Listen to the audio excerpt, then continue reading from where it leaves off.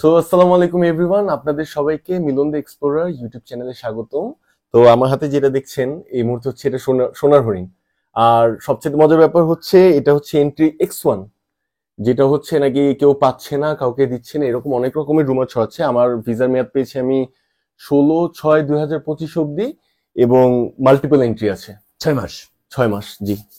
তো আমি শুরু থেকে শুরু করি। প্রথমে হচ্ছে আমি ফার্স্ট ট্রায়াল দিয়ে হচ্ছে অক্টোবরের দিকে যখন আমার দাদি শাশুড়িমা মারা যায়, আমি অনেকভাবে ট্রাই করেছি ফাইল জমা দিতে, তখন হচ্ছিল না, স্লট কোনো কারণেই পাইনি। তারপর মাঝখানে 1 মাস আমি কোনো প্রকার চেষ্টা করিনি। তারপরে গত 13 তাই না, বৃহস্পতিবার, হ্যাঁ, 13 তারিখ, এই বৃহস্পতিবার আগের বৃহস্পতিবার 13 তারিখ হচ্ছে আমি সিরিয়াল নেই।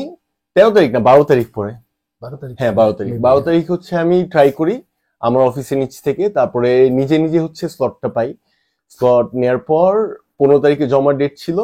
আর 15 তারিখে জমা দেওয়ার পর সবচেয়ে মজার যে বিষয়টা হয়েছে, আমার মনে হলো যে এই আগে আমরা যখন ভিসা করতাম 1 সপ্তাহে ভিসা হতো, মানে এইরকম একটা ম্যাজিক্যাল একটা ব্যাপার হয়ে গেছে। যে আমি 15 তারিখে দিলাম, 17 তারিখে আমি বিভিন্ন গ্রুপের ভিতরে দেখি 15 তারিখে জমা দেওয়া অনেকের হচ্ছে অ্যাপ্রুভ হয়ে গেছে, ভিসা গ্রান্টেড হয়ে গেছে, অনেকে আন্ডার প্রসেস।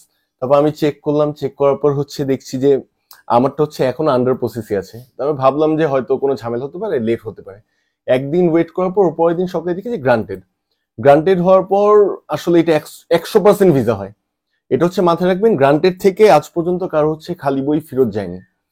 আর গ্রুপের মধ্যে আমি যখন এই জিনিসটা শেয়ার করি, ইন্ডিয়ান ভিসা অ্যাপ্লিকেশন গ্রুপ আছে, তারপরে কলকাতায় প্রবাসী বাঙালি, এরকম অনেক বড় বড় গ্রুপ আছে। এগুলোতে শেয়ার করার পর অনেকে হচ্ছে অনেক রকমের গুজব ছড়ায় কি যে গ্রান্টেড এর মধ্যে পাওয়া যায় না, এই না সে না। আমি যখন বললাম যে যেহেতু গ্রান্টেড এর মধ্যে পাওয়া যায় না, তাহলে এরকম কিছু প্রমাণ দেন, আপনি হয়তো নিজেই পাননি, যে কারণে হচ্ছে গিয়ে আমাকে সেই কমেন্টটা করছেন, তাহলে আপনি আমাকে একটু দেখান যে আপনার বইটা ফেরত এসছে, এবং এই মেসেজটা সহ দেখাবেন। কারণ খালি বইয়ের পাতা তো আপনি দেখাইতে পারেন খুলে যে ভাই আমি পাইনি, আমাকে মেসেজ সহ দেখাবেন, তাহলে হচ্ছে আমি ট্রাস্ট করবো। আমি শিওর ছিলাম। দেন আজকে সকালে, আজকে হচ্ছে ভাই কত তারিখ, আজকে 22 তারিখ, 22 তারিখ, হ্যাঁ 22 তারিখ এই 10:30 অথবা 11টার দিকে আমার ফোনে মেসেজ আসলো। আমি মেসেজটাও দেখাচ্ছি, ভিসা তো আগে দেখিয়ে দিয়েছি, এই মেসেজটা আমি দেখিয়ে দিচ্ছি। এই যে মেসেজটা হচ্ছে এটা, দেখা যাচ্ছে, দেখা যাচ্ছে। আমি হচ্ছে মেসেজ পেয়ে মানে ঘুমছিলাম তখন, সাথে সাথে উঠে যে আমি বের হয়ে যাই যে যমুনা ফিউচার পার্ক চলে যান। হ্যাঁ একদম, 2.5 ঘন্টা লাগছে সংগ্রহ করার জন্য, 2.5 ঘন্টা লাগছে যেতে, এত জ্যাম ছিল রাস্তা। আজকে কি যেন একটা আন্দোলন চলছে। আপনার বাসায় তো পুরান ঢাকায়, হ্যাঁ লালবাগ না, আমার নর্মালি হচ্ছে 40 মিনিট 45 মিনিট লাগে, বেশি লাগে না। আজকে 2.5 ঘন্টা লাগছে, রাস্তা হচ্ছে শাহবাগের দিকে বন্ধ ছিল। আচ্ছা, যাই হোক, ভিসা হচ্ছে আমি যা পেপারস গুলো দিয়েছিলাম, আমি এইটুকু বিশ্বাস করছি এখন আমার পাসপোর্টটা হাতে পাওয়ার পর যদি আপনার ডকুমেন্টস প্রপার থাকে, তাহলে আপনার ভিসার জন্য আপনাকে হচ্ছে ইন্টারভিউতে রাখবেন। ইন্টারভিউতে রাখার কারণটাকে আমি বলি, আমার হচ্ছে মূলত ইন্ডিয়ান স্পাউস, আমার ওয়াইফ হচ্ছে ইন্ডিয়ান। তো আমার পাসপোর্টে হচ্ছে আমার ওয়াইফের নাম ছিল না, কিন্তু আমার ওয়াইফের পাসপোর্টে আমার নাম ছিল। এবং এরকম একটা গুজব আছে যে এই হাজবেন্ড ওয়াইফ উভয়ের পাসপোর্টে যদি নাম না থাকে তাহলে হচ্ছে ভিসাটা হয় না। এটাও হচ্ছে মোটামুটি ভুল না, কিন্তু অনেকাংশে যদি কাগজ কমজোর থাকে, আমি বলছি কাগজ যদি প্রপার না দেখাইতে পারেন, ওদের যদি সন্দেহ হয় যে কোন দিক দিয়ে আপনি ফেক কিছু দিচ্ছেন, তাহলে হচ্ছে কি আপনার শিওর শট ভিসা হবে না। কিন্তু এই সময়ে অনেকেরই হাজবেন্ডের বা যে কোনো কারো একটা নাম ছিল না, তাদের অনেকেই ভিসা দিচ্ছেন। আমি এমনও কিছু মানুষ দেখেছি, আমার পরিচিত এমন কিছু মানুষ দেখেছি হাজবেন্ড ওয়াইফ উভয়েরই পাসপোর্টে নাম নেই, কিন্তু ইন্ডিয়ান এম্বাসি কিন্তু এই জিনিসটা বুঝতে পারছে যে এখন আমাদের কতটা প্রয়োজন ওখানে যাওয়া। তো তারা হচ্ছে এই জিনিসগুলো বিবেচনা করে যাতে হাজবেন্ড ওয়াইফ উভয়ের নাম নেই পাসপোর্টে। হ্যাঁ, উভয় নেই, রিসেন্ট বিয়ে হয়েছে, কারণ একটা পাসপোর্ট কিন্তু রিনিউ করা এত সহজ না। আমার পাসপোর্টটা হচ্ছে আমি এই 2020-এর নভেম্বরে আমি করি, এবং 21-এ হচ্ছে আমি বিয়ে করি, যে কারণে আমি পাসপোর্ট এখন আপডেট করিনি অথবা রিনিউয়াল করিনি। আর এখন পাসপোর্ট রিনিউয়াল করে লাভ নেই, কারণ আপনার স্পাউসের নাম হচ্ছে আসবে না, লিগ্যাল গার্ডিয়ান হচ্ছে এখন মানে ম্যান্ডেটরি করে দিয়েছে। যাই হোক, এখন হচ্ছে টপিক আবার ফেরত আসছি। এই অনেকে হচ্ছে যাদের হাজবেন্ড ওয়াইফের নাম ছিল না, তারা সবাই আপনার ফাইল জমা দিয়েছে, তাদেরকে হচ্ছে ইন্টারভিউর জন্য কল করেছে এম্বাসি থেকে, এবং তারা সেখান থেকে সবকিছু ভেরিফাই করে কাউন্টারে যেতে বলে দিচ্ছে। ধরুন আপনি হচ্ছে 15 তারিখে ইন্টারভিউ দিলেন, আপনাকে হচ্ছে 16 তারিখে অথবা 17 তারিখে বলবে যেতে। যাওয়ার পর আপনার যমুনার গেটের ভিতর আপনার ফোন নাম্বারটা চেক করবে, পাসপোর্ট নাম্বার চেক করবে, করার পর বলে দিবে যে এত নাম্বার সিরিয়াল, এত নাম্বার কাউন্টারে যাবেন। যেমন মাঝখানে হচ্ছে একটা ব্যাপার ঘুরছিল কি, সবাই যে হচ্ছে 40 নাম্বার কাউন্টারে জমা দিয়ে দিত। আর এটা যখন অনেকে হচ্ছে মিসইউজ করেছে, যাদের প্রয়োজন নেই তারাও 40 নাম্বার কাউন্টারে দিয়েছে, যে কারণে এখন হচ্ছে ভেরিফিকেশন প্রসেসটা একটা নাম্বার দিয়ে দেয় যে এই নাম্বারগুলো ওরা যেন এলাও করে। হ্যাঁ, হাই কমিশন থেকে নাম্বার না, আসলে অ্যাকচুয়ালি হচ্ছে ওটা ফোন নাম্বারটাই চেক করে ভাই, ফোন নাম্বার অথবা আপনার পাসপোর্ট নাম্বার দিয়ে ওখান থেকে যেটা দিচ্ছে। না সেটাই বলতেছি, কারণ আমি নিজে এটা ফেস করেছি, তো আমিও 40 নাম্বার কাউন্টারে দিতে গিয়েছিলাম কিন্তু আসলে হয়নি। তারপরে হচ্ছে সেদিনই আমি আসলে এই কাটায় 6টা 2 সেকেন্ড হবে, সেই সময় মোবাইল ডাটা থেকে ট্রাই করি, কারণ আপনার প্রচুর স্পিড দরকার, সার্ভারে যে অবস্থা থেকে প্রচুর স্পিড দরকার, ভালো একটা কানেকশন থাকলে হয়ে যায়, আর টাইম টু টাইম যদি মিলে যায়। কারণ আমার হচ্ছে এর আগে আমি কমপক্ষে আরেকটা জিনিস দেখাই, 50টা ওটিপি আমি আনছি 50 দিন ট্রাই করে, ওটিপি পেয়েছি, পেমেন্ট করতে পারিনি, আবার হচ্ছে ওটিপি পেয়ে ডেট নিতে পারিনি, ওটিপি পেয়ে ডেট নিয়েছি কিন্তু টাইম হয়নি, আবার সব হয়ে যাওয়ার পরে পেমেন্ট হয়নি। এরকম অনেক ঘটনা ঘটে গেছে আমার সাথে। এই যে ওটিপি গুলো দেখেন, এই যে শুরু হলো কতগুলো, এই একটা, তারপর হচ্ছে আমি আরো একটা নাম্বার অনেকগুলো নিয়েছি, আমি প্রায় 50 দিন হচ্ছে ভেরিফিকেশন করছি। আচ্ছা আচ্ছা। কিন্তু ফাইনালি হচ্ছে এই গত 12 তারিখ আর কি, যেটা বৃহস্পতিবার, তখন হচ্ছে আমি অ্যাপ্রুভ হয়, হবার পর আমি সাথে সাথে মিলন ভাইকে ফোন দিয়ে জানাই। আর আরেকটা কথা না বললে নয়, আমি কিছু ভিডিওস দেখছি ইউটিউবে, যারা হচ্ছে অনেকভাবে ইঙ্গিত করে যে একজন আছে ব্লগার, যিনি হচ্ছে ইন্ডিয়ান ভিসা নিয়ে কাজ করছে, তারপরে তার হচ্ছে ব্যবসার জন্য এই কথা বলছে। আসলে আমি যদি অনেস্টলি বলি, মিলন ভাইকে আমি চিনি আজ থেকে 6 বছর আগে থেকে, 6 বছরের সম্পর্ক। সে আমাকে কখনো মানে টাকাওয়ালা কোনো রাস্তা আমাকে দেখেনি যে ভাই এখান দিয়ে করেন, এখানে স্লট দিচ্ছে, এত টাকা দিলে স্লট হয়ে যাবে। সে সবসময় হচ্ছে আমাকে বলছে ভাই আপনার পেপার সব রাইট, আপনি হচ্ছে নিজে চেষ্টা করেন, নিজে জমা দেন। যেমন অনেকে বলছিল তখন যে এই গড় পর্থায় ভিসা দিচ্ছে, হ্যাঁ গড় পর্থায় ভিসা দিচ্ছে, গড় পর্থায় এটা হচ্ছে সেটা হচ্ছে এরকম ক্লেম করে, কিন্তু আসলে গড় পর্থায় না, আপনি যদি টেকনিক্যালি ট্রাই করেন এবং টাইমটা ঠিক থাকে, সবকিছু ঠিক থাকে, তাহলে জমা হয়ে যাবে, অবশ্যই জমা হবে, আর ভিসা হবেই। ভিসা হচ্ছে এই পেপার যদি রাইট থাকে আপনার ভিসা মিস যাবে না কখনো। আমার পাসপোর্ট অলরেডি ইন্ডিয়ান ভিসা দিয়ে ভারী। আচ্ছা, আরেকটা বিষয় ভাই যেটা বলা জরুরি, যে আপনি ডেটটা কিভাবে নিয়েছেন সেটা একটা ছোট্ট করে বলবেন। ডেটটা ওই আমি তো একটু আগে বললাম যে 12 তারিখ মনে পড়েছিল, বৃহস্পতিবার, ডিসেম্বর 12 তারিখ সন্ধ্যা 5:30টার দিকে আমি অলরেডি আমার ফাইল ওপেন করে রেখেছি আমাদের অফিসে ছাদের উপরে, যায় কারণ ওখানে হচ্ছে এই টেলিটক অথবা বাংলা লিংকের হচ্ছে টাওয়ার ছিল, মানে নেট খুব ভালো ছিল, 4G প্লাস। তারপর ভাবলাম যে এখান থেকে ট্রাই করি, আমি 5:30 থেকে খুলে বসে আছি। তারপর হচ্ছে মোবাইল ফোনে একটা ক্লক পাওয়া যায়, অ্যানালগ ক্লক, বুঝছেন, সেকেন্ড দেখা যায়। যখনই আমি দেখলাম যে 6:59 চাপ দিছি, 3 সেকেন্ডের ভিতরে আপনার ওটিপি এসে পড়ছে। আর এইবার সবচেয়ে মজার ব্যাপার যেটা হয়েছে, মানে এক চান্সে হয়েছে, আপনার ওটিপি আসলো, ওটিপি আসার পর 10 সেকেন্ড সময় নিল, ভেরিফাই করলাম, তখন 10 সেকেন্ডের বেশি টাইম হবে নিচে, নেওয়ার পর ওপর হচ্ছে আমার ডেটের অপশন চলে আসছে। ডেটটা নেওয়ার পরে এর আগের হয়েছিল কি, ডেট নিছি কিন্তু টাইম স্লট পাচ্ছি না। আচ্ছা, টাইম স্লটটা আবার 5 সেকেন্ডে চলে আসছে, মানে 6:03 ভেতর আমার হচ্ছে পেমেন্ট করে সবকিছু কমপ্লিট, মানে আমি একদম রেডি হয়ে বসেছিলাম যে যেই দিন হবে এক ধাপে নেব। আর সেদিন হচ্ছে মানে একটু টাইম নিছে 10 সেকেন্ড 20 সেকেন্ড করে, কিন্তু একবারে হয়েছে। একটু ঘুরে ওটা একটু একসাথে আসলে লক্ষ লক্ষ মানুষ ট্রাই করে, যে কোনো সার্ভারে চাপ পড়বে।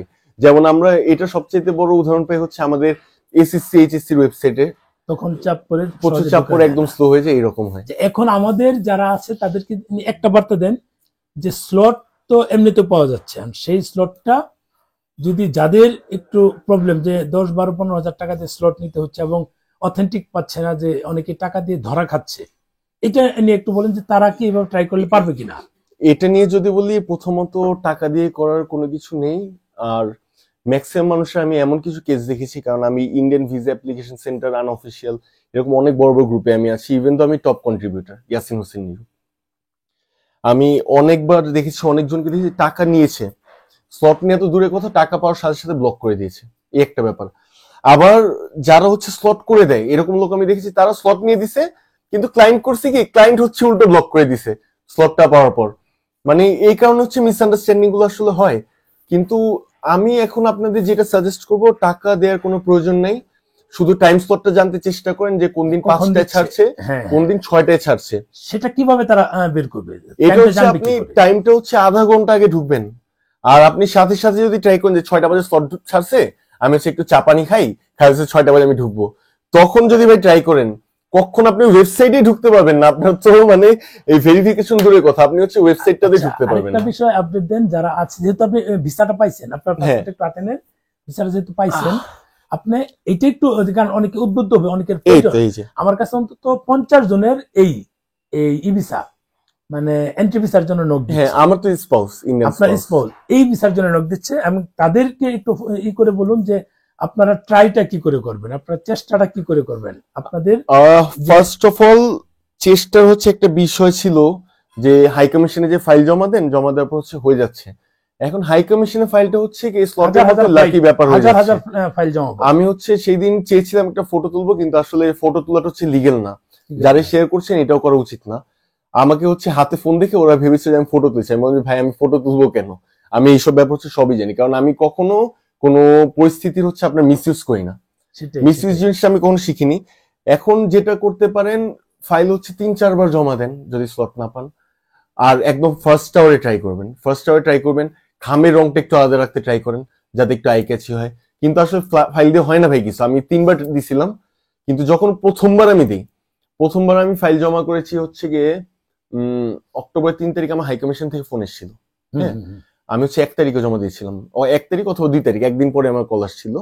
কল আসার পর তারপর হচ্ছে তারা বলে আমাকে কাউন্টারে জমা দিন, কিন্তু সেই দিন হচ্ছে এমন একটা টাইমে আমাকে কল করেছে, সেদিন সকালবেলা এসে আমার দাদিমা মারা যায়। আচ্ছা আচ্ছা। আমি হচ্ছে তখন খুব আপসেট ছিলাম, এই গ্রুপগুলোতে স্ট্যাটাস দিয়ে যে দাদিমা মারা গেল, আমি যাইতে পারলাম না। দাদিমা হচ্ছেন আসলে আমার দাদি শাশুড়ি। অনেকে বলছে দাদি শাশুড়ি এরকম পীড়িত এই সেই, মানে আমাদের বাঙালিদের বাজে কমেন্টের কোনো শেষ নেই। আমি খুব হার্ট হয়েছি সেদিন, মানে পোস্টে 1 ঘন্টায় মনে করেন 3,500-4 হাজারের মতো লাইক ছিল ইন্ডিয়ান ভিসা অ্যাপ্লিকেশন গ্রুপে, কিন্তু পরে যে আমি ডিলিট করে ফেলি মানুষের হাহা রিয়েকশন দেখে, যে মানুষের মৃত্যুতে আপনারা কিভাবে মজা নেন, এটা আসলে সো আপসেটিং। এইসব আসলে মেনে নেওয়া যায় না। আপনার সাথে এরকম ঘটনা ঘটতে পারে ভাই, আপনি এখনো ফান্দে পড়েননি। যখন একটা বিপদে পড়বেন, ভিসা পাচ্ছেন না, তখন বুঝবেন এই ভিসাটা কত দামি। দাদিমাকে হচ্ছে আমি দেখতে যেতে পারিনি, লাস্ট টাইম হচ্ছে জুলাইতে আমি দেখে আসি। তারপরে 3 তারিখে আমার ফোন এসেছিল, আমি যখন 2 তারিখে হচ্ছে জমা দিয়েছি, 3 তারিখ সকাল 9:30 কিংবা 10টার দিকে আমার ফোন এসছে এম্বাসি খোলার সাথে সাথে যে আপনি ফাইল জমা দিন। কিন্তু তখন আর আমি জমা করতে পারিনি, আর মেন্টালিটি আসলে অন্যভাবে চেঞ্জ হয়ে গেছিল, যে যার জন্য আসলে আমি ভিসাটা চেয়েছিলাম আমি যেতে পারিনি। তারপর হচ্ছে আর ট্রাই করিনি। লাস্ট তো আমি বললামই যে এই এমনও হয়েছে কি জানেন, যে অনেকেই স্লট নিয়ে জমা দিয়েছে, তাদের ভিসাটা হয়নি। ওখানে পেপারসে গাফলত হয়ে ভাই, ইন্ডিয়ার ভিসা যেমন মিস আপনি করে। আপনার যেমন হাজবেন্ড নাম ওয়াইফের পাসপোর্ট আছে, কিন্তু ওয়াইফের নাম হাজবেন্ডের পাসপোর্টে নাই। তো অনেকের এরকম আছে, তাদের ভিসাটা হয়নি না, কিন্তু আমি বলি আমার পেপারস কিন্তু অনেক স্ট্রং ছিল। যেমন অনেক মানুষের ছিল, সেটা একটু হ্যাঁ, অনেক মানুষের একটা ভুল ধারণা আছে যে ইন্ডিয়ান অ্যাড্রেসের প্রমাণ। এক আপুর সাথে আমার কথা হচ্ছিল সেদিন গ্রুপের, আমি বলছি ভাইয়া ইন্ডিয়ান অ্যাড্রেসের প্রমাণ, আমি কি ইউটিলিটি বিল দিতে হবে কি ভাই, এটা তো কেউ কোনো জায়গায় চায়নি। অ্যাড্রেস প্রুফ তাহলে আপনি কি করে দিবেন, যে কোনো একটা ইউটিলিটি বিল দিলে এটা হচ্ছে প্রমাণ হয়। যেমন আমি হচ্ছে ফার্স্ট অফ অল আমার ওয়াইফের পাসপোর্টে আমার নাম ছিল, সেটা ফটোকপি দিছি। তারপর আমার ওয়াইফের আই কার্ড দিছি, এটা হচ্ছে বড় বড় প্রমাণ। আপনার ইন্ডিয়ান পাসপোর্টে আপনার নাম আছে, জি, এটা হচ্ছে বড় প্রমাণ। যদি বাংলাদেশের পাসপোর্টে আপনার ওয়াইফের নাম থাকতো, তাহলে তারা কিন্তু গুরুত্ব কম দিত, গুরুত্ব কম না, গুরুত্ব দিত না, এই হচ্ছে বিষয়। হ্যাঁ, হচ্ছে বিষয়। তারপর হচ্ছে আমি পাসপোর্ট দেই, পাসপোর্ট হচ্ছে 2 পাতা হয় তাদের কপি, আমাদের মধ্যে 1 পাতা না। তারপর হচ্ছে আপনার আই কার্ড জমা দিলাম, আই কার্ড মানে হচ্ছে তাদের ভোটার কার্ড যেটা, তারপর আধার কার্ড, প্যান কার্ড, বাসা হচ্ছে ইউটিলিটি বিল হয় আপনার পৌরসভা এলাকাতে 2 রকম। হ্যাঁ, একটা হচ্ছে হ্যান্ড রিটেন, আর একটা হচ্ছে যখন বিল দিয়ে দিবেন একটা প্রিন্টেড। আমি 2টো কপি দিছি, আর 2টো কপি হচ্ছে আমার শ্বশুরের নামে ছিল।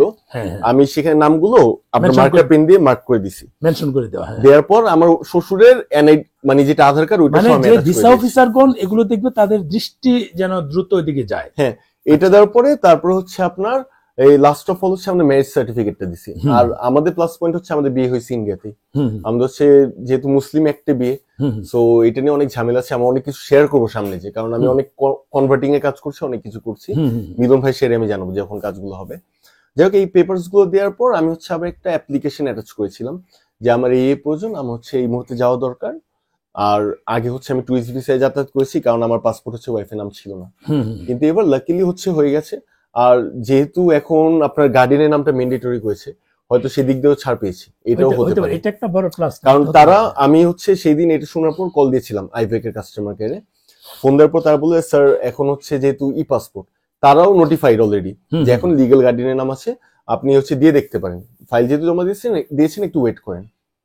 তারপর হচ্ছে আমি দিয়ে দিলাম, দেওয়ার পর 2 দিন পরেই তো বললাম যে আপনার 17 তারিখ 18 তারিখ সকালে হচ্ছে আমার গ্রান্টেড হয়ে গেছে। আচ্ছা, এখন এখন এটা তো বড় একটা বিষয় যে এরপরে আপনি যে কন্টিনিউ ভিসাগুলো করবেন, যেহেতু এটা মানে ম্যারেজ ভিসা ভিসা ধরতে পারেন, হ্যাঁ। Spouse visa. হ্যাঁ, এই ভিসাটা যেহেতু আপনার গ্রান্টেড হয়েছে, এই ভিসাটা আপনি পেয়েছেন, পরবর্তীতে আপনি যত কাজগুলো করবেন, আপনি যদি চান এই ভিসা নিয়ে ওই পাশে গিয়ে বানাবেন, এই ভিসা এক্সটেনশন করে নেবেন, সেটাও সম্ভব। এখন হচ্ছে এই X1 বিষয়গুলো- ভিসা, X1 ভিসা একটা মজা হচ্ছে এটা দিয়ে আপনি প্যান কার্ড করতে পারবেন, ব্যাংক অ্যাকাউন্ট করতে পারবেন, তারপর ড্রাইভিং লাইসেন্সের জন্য অ্যাপ্লাই করতে পারবেন। আর এবার হচ্ছে যেহেতু ভিসাটা আমার X1 হয়েছে, X1 কিন্তু খুব পাওয়ারফুল, মানে এটা তো হচ্ছে জবাবদিহিতা নেই, তুমি কেন যাচ্ছ, কিসের জন্য যাচ্ছ, তুমি এক সপ্তাহে বারবার এটাই তো যেতে বড় পারবে না।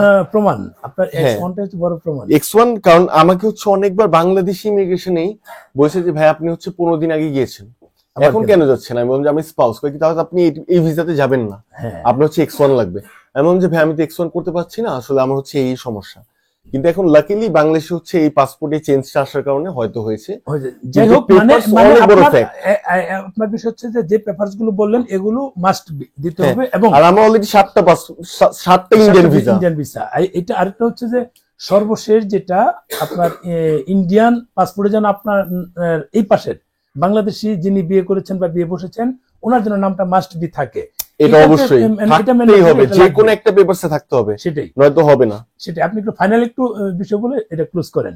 হ্যাঁ, এখন ফাইনাল বিষয় যেটা আমি আবার বলছি, টাকা নিয়ে হচ্ছে আজে বাজে জায়গায় যাবেন না, টাকা খরচ করার কোনো দরকার নেই, নিজে চেষ্টা করেন। আর ইনশাআল্লাহ যদি হয়ে যাবে। না পারেন, আমি আছি, আমার নাম হচ্ছে ইয়াসিন হোসেন নিরু, আপনি আমাকে নক করেন ফেসবুকে, আমি আপনার যতটুকু হেল্প লাগে করব। আর সবচেয়ে বড় ব্যাপার, আমি তো হেল্প করার কেউ না, এখানে হচ্ছে আমি যার চ্যানেলে এখন বসে ইন্টারভিউটা দিচ্ছি, মিলন ভাই। মিলন ভাই হচ্ছে এমন একজন মানুষ, মানে তাকে রাতে 3টা বাজে ফোন দিয়ে আমি পাই, 4টা বাজে আমি ডিস্টার্ব করছি, সকালে যাচ্ছি ভাই আমি যাচ্ছি, সে কিন্তু ঘুমে এখন ঘুমে আপনি ঘুরু করছে। এটা বলার পর সবাই তো রাত 3টায় কল দিবে, তখন তো আমি ঘুমিয়ে না পড়বো। না, এটা কিন্তু আবার আপনারা করবেন না। হ্যাঁ, ভাইয়া হচ্ছে আমার অনেক ক্লোজ ভাই, বললাম যে 6-7 আমরা বছর কাছের আগের মানুষ, সম্পর্ক এটা আমাদের। ডিফারেন্ট হিসাব। কিন্তু এছাড়াও মিলন ভাই আমাকে নিজে বলছে আপনি স্লট পেয়েছেন, সময় পেলে হচ্ছে আমি এরকম একজন ইমার্জেন্সি আছে ওর জন্য একটু দেখেন, ওর ওর এটা হচ্ছে ট্রাই করেন। মানে টাকা ছাড়া যেভাবে করা যায় যতটুকু পসিবল ওয়ে সবকিছু হচ্ছে মিলন ভাই দেখানোর জন্য আছেন, মিলন ভাই আছেন, এটাই বলবো, আর কিছু বলবো না।